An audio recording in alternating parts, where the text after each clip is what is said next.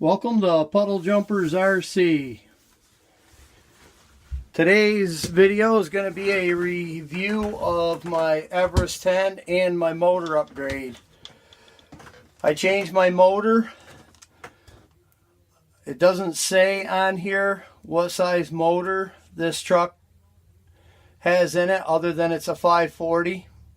Doesn't say how many turns. So I upgraded to a 35 turn, and it is RC four-wheel drive, as you can see, and it's a 35 turn motor, crawler motor that is. I wanted something to make it a little bit more trailable. This motor right here was really slow. It climbed good, but it was slow.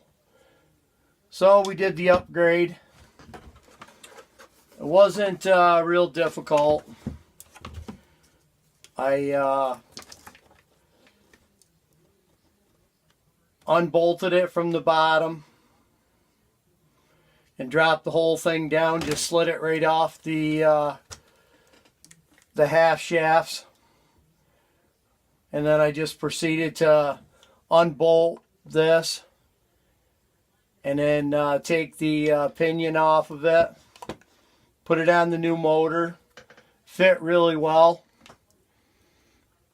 The only difference was that the connectors were a little bit loose when I unplugged these connectors. So I just crimped them a little bit, put them in there. But I got some videos on there of the truck crawling on rock pile and stuff, and it goes a lot better, in my opinion. It still crawls real good, but now you're not waiting for it. You know, it's not so super slow that you can't use it to trail. But I did do a couple other modifications.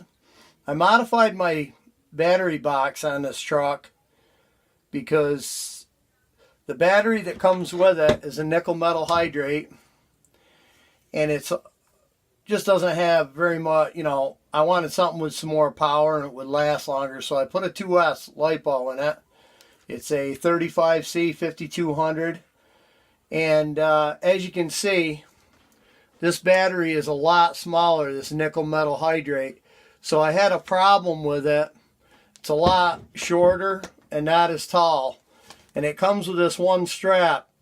Well, the problem is that the main gear, when I put this battery in, this thing was sitting actually right on the edge of the bucket for the battery tray.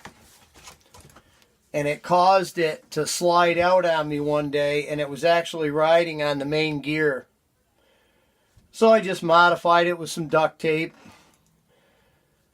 and it works great. I put another strap on there just for a little bit extra protection.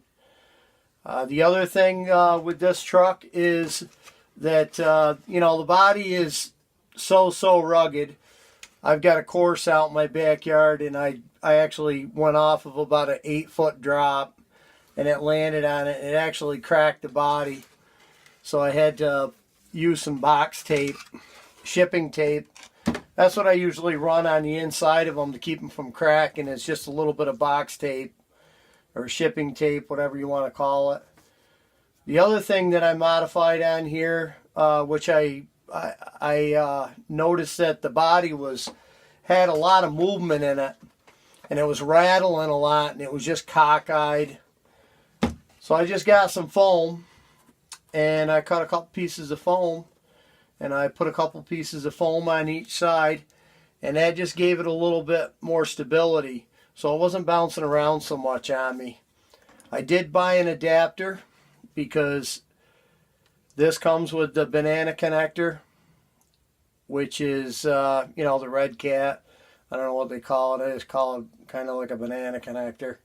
But this right here is just an adapter for that. And I think I got it off of Amazon or eBay. I did get the motor I think I paid $10 for it. I think I got it off of eBay. It was like $10 or $12, and it was free shipping, I believe. And the motor's been great. I did see another YouTuber that had that motor, and he had put it on this truck, so that's why I put it on there. But as far as runnability on this truck, I've added these deep woods 2.2s on it, and I did the suspension adjustment where I lowered the suspension a little bit, so it just brought it down so it wasn't so top heavy. And I love this thing. This is a great truck. I think I paid shipped to my door, you know, off of Amazon. It was like $170 or something like that. And I haven't had any problems with the truck. None whatsoever, other than the battery. One of my batteries slipped back on the main gear, and it was hitting the main gear, and that was just because of the way this, you have one strap for the battery. And that's just because that other battery is so small that the tray really is not made for a full-size battery like this. And when you really start crawling serious with it, and if you roll it over, that's what happened. It fell, bounced around a little bit, and I didn't notice the battery right off, but then I could hear it. Something wasn't right, and I looked. But as far as drivability, you know, the servo could be a little bit better, but it's just a stock servo. But that's the thing. I still have the stock servo on here and the plastic servo horn. And the truck, you know, it turns good enough and it works good enough. And I mean, the thing just climbs. It's amazing. I love it. I've got a Gen 7 Sport, and my Gen 7 Sport is an awesome truck too, but this thing right here just outperforms that Gen 7, you know, in climbability. And now that I've got the 35 turn motor on it, it's amazing. I think it's going to be a great trail truck.